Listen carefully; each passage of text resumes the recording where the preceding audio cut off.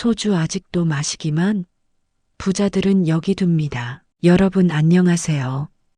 혹시 집 안에 소주 한 병만 잘 두면 재물운이 열리고 막혀있던 돈길이 다시 열릴 수 있다는 이야기를 들어보신 적 있으신가요?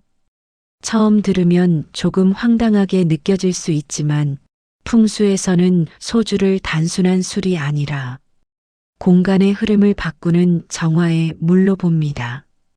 오늘은 제가 오랜 시간 풍수를 공부하며 느꼈던 것들, 그리고 정말 많은 분들이 실천하고 변화가 왔다고 이야기했던 소주 한 병 풍수에 대해 차근차근 풀어드리겠습니다. 영상을 보시면서 도움이 된다면 지금 구독과 좋아요 한번 눌러주세요. 계속해서 여러분의 집안 기운을 밝히고 삶을 편하게 만드는 풍수 지혜들을 꾸준히 전해드릴 테니까요. 그럼 이제 본격적으로 이야기를 시작해 보겠습니다.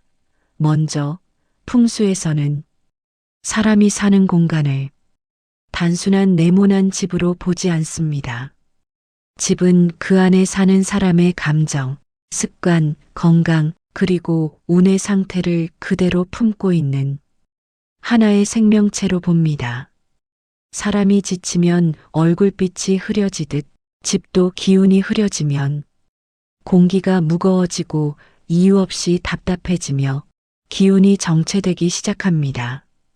이런 기운의 흐름이 나빠지면 종종 하는 일마다 막히거나 괜히 지출이 늘어나고 사람의 마음도 예민해지기 쉽습니다. 그래서 예로부터 어르신들은 집이 답답할 때 창문을 활짝 열어 환기를 시키거나 마늘이나 소금을 두고 잡기를 막는 풍습을 지녀왔죠. 그 중에서도 가장 빠르게 공간의 기운을 바꿔준다고 알려진 것이 바로 오늘 이야기할 소주입니다. 소주는 불로 증류된 물입니다. 불의 뜨거운 양기와 물의 차분한 음기가 한 병 안에 동시에 들어있는 독특한 물질이죠. 불이 가진 활력과 물이 가진 정화가 한자리에 모인 만큼 정체된 기운을 움직이는데 아주 효과적입니다. 여러분도 아마 한 번쯤은 들어보셨을 거예요. 옛 어른들이 찝찝한 일이 생기거나 집안 분위기가 괜히 무거울 때 또는 이상하게 일이 꼬이는 시간이 길어질 때 술 한 잔을 부어 잡기를 눌렀다는 말. 그 말이 그냥 미신처럼 들릴 수 있지만 그 안에는 아주 깊은 의미가 담겨 있습니다. 왜냐하면 기운은 물과 불에 반응하기 때문입니다. 물은 기운을 씻어내고 불은 기운을 밝히고 움직입니다. 소주는 그 두 가지를 동시에 가지고 있으니 장기간 정체된 공간에서는 진짜로 큰 변화가 일어나기도 합니다. 이쯤에서 한번 말씀드릴게요. 여러분, 지금 영상이 도움이 된다면 잠시 멈추고 구독 버튼 한번 눌러주세요. 여러분이 눌러주신 작은 응원이 앞으로 더 깊은 풍수 이야기를 준비하는 큰 힘이 됩니다. 그럼 계속해서 이야기해 보죠. 풍수에서는 집안의 재물운이 약해지는 이유를 몇 가지로 나눠 설명합니다. 그중 첫 번째는 현관입니다. 현관은 집의 얼굴이자 기운이 드나드는 첫 통로입니다. 이곳이 어지럽고 냄새가 나거나 신발이 엉켜 있다면 좋은 기운이 들어오지 못합니다. 현관이 정리가 되어 있어야 재물도 들어오고 복도 들어온다는 말이 괜히 나온 게 아닙니다. 두 번째는 물과 관련된 문제입니다. 풍수에서는 물을 곧 재물이라고 봅니다. 물이 새거나 고여 있으면 돈도 함께 새어나가고 물길이 막혀 있으면 돈의 흐름도 멈추게 됩니다. 부엌 혹은 화장실에서 물이 조금이라도 새고 있다면 그것은 어쩌면 최근 지출이 많아지거나 돈이 모이지 않는 이유가 될 수 있습니다. 세 번째는 쓰지 않는 물건들이 쌓여 있을 때입니다. 오래된 그릇, 안 쓰는 전자제품, 낡은 옷 같은 물건은 이미 죽은 기운을 품고 있어 새 기운이 들어올 자리를 차지합니다.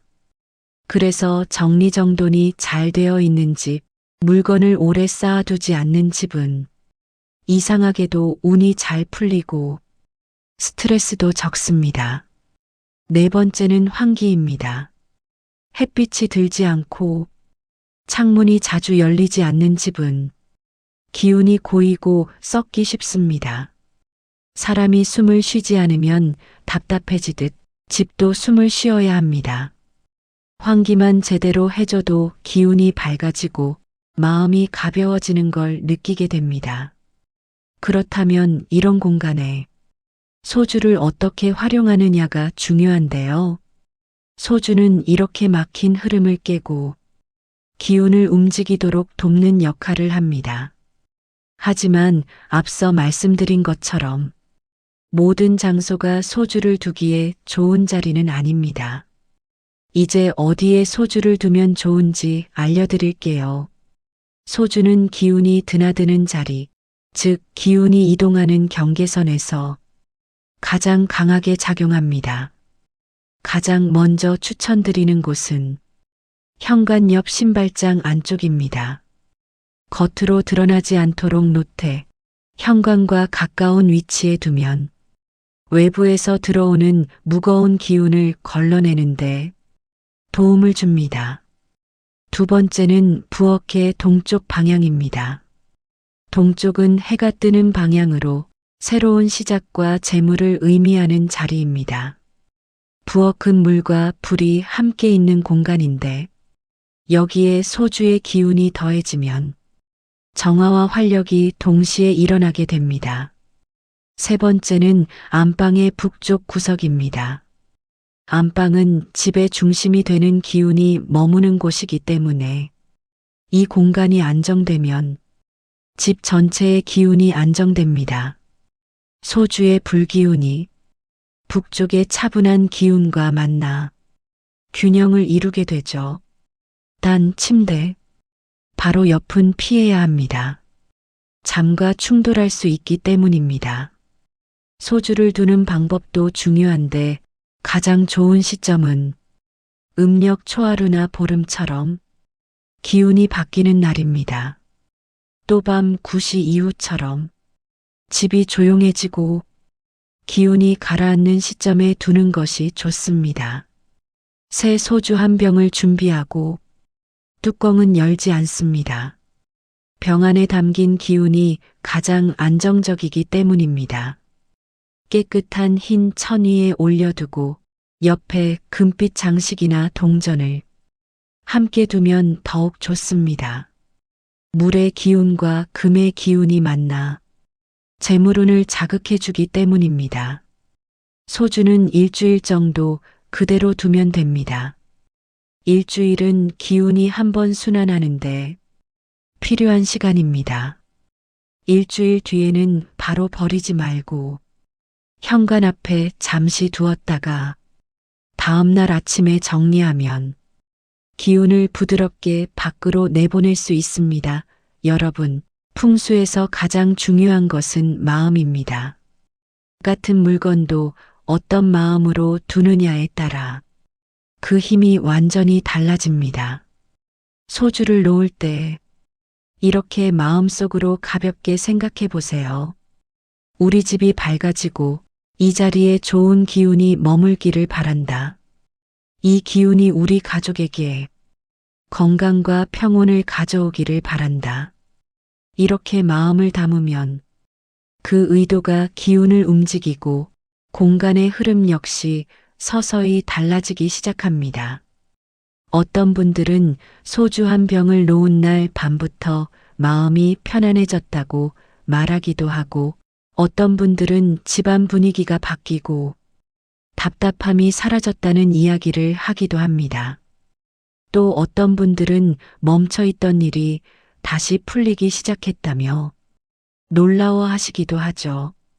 여러분도 오늘 이야기 들으시면서 마음 한쪽에 작은 울림이 생기셨다면 오늘이 지나기 전에 꼭 한번 실천해 보세요. 집안의 한자리에 소주 한 병을 조용히 올려두고 이 공간이 맑아지고 좋은 기운이 머물기를 바란다. 이렇게 마음속으로 3번만 되뇌어 보세요.